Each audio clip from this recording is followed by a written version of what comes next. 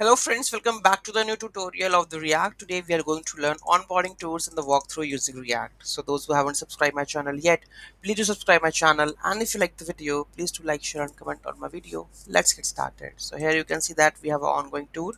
Okay, so start the tour, and then here you can see the next. Okay, then we have this next step. Okay, then we have a next step, next, and done. Okay, so how we are going to do that, we are going to learn in this video. Let's have a look. Okay, so here we are using the shepherd.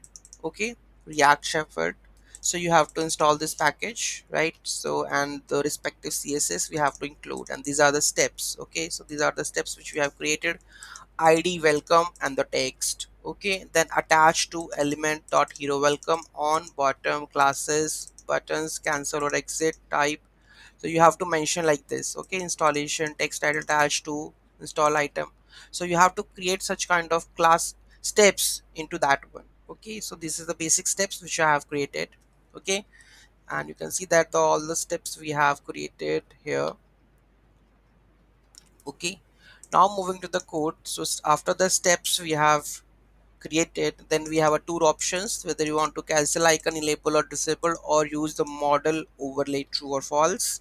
Then start the tour, we are using the use context, right? Then button, there is a start tour, and here you can see that the shepherd tour steps and the tour options we have passed over here, and the tour button.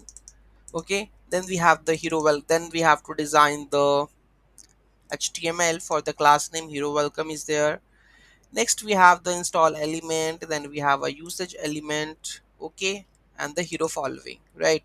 So on the behalf of it, it's but just we have to create the steps, and this is html, and nothing to worry about the how to set the states and everything. Okay, just mention it and call the props over here, and we are ready to go.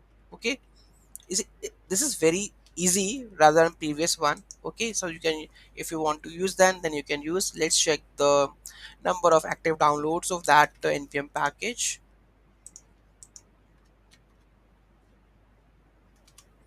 So we have this one, and the number of downloads that they have weekly downloads, pretty much good, right?